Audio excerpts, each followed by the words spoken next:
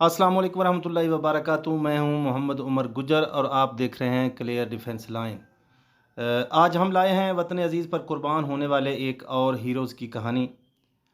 जी हाँ, जिस जांबाज का नाम हम आपको बता रहे हैं उसका नाम है सिपाही नसीबुल्लाह शहीद, जिसका ताल्लुक़ बलोचिस्तान के ज़िला खारान में आबाद बलोच कौम के मशहूर कबीले मोहम्मद हसनी बलोच से है। सिपाही नसीबुल्लाह शहीद फ्रंटियर कोर बलोचिस्तान के रेजिमेंट मकरान में ड्यूटी सर अंजाम देते रहे। बाद में सिपाही नसीबुल्लाह शहीद को थुम के इलाके में ड्यूटी के लिए भेजा गया, जहां पर हम आपको बताते चलें कि बलूचिस्तान में अलहदगी पसंद तंजीम BLA बहुत सरगर्म है और आए रोज़ फोर्सेस के साथ उसका आमना सामना होता रहता है।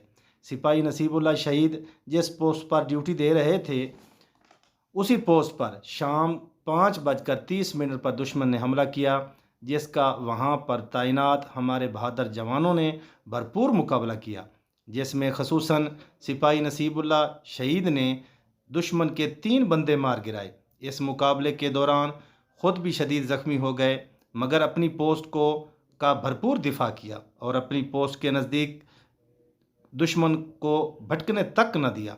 चूँकि सिपाही नसीबुल्लाह शहीद दुश्मन के साथ मुकाबले में शदीद ज़ख्मी हो गए थे और अपने ज़ख्मों को ताब न लाते हुए 23/11/2021 को जाम शहादत नोश कर गए।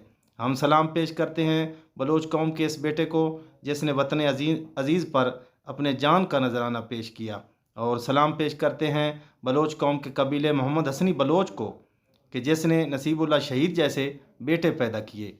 आपको हमारी ये कावश कैसी लगी, बराए मेहरबानी कमेंट सेक्शन में ज़रूर बताइएगा। हम लाते रहेंगे आपके लिए इंशाअल्लाह किसी और किसी नए हीरोज़ की और वतन पर जान कुर्बान करने वाले जांबाज की कहानी। तब तक के लिए इजाज़त दीजिए। अल्लाह हाफिज़।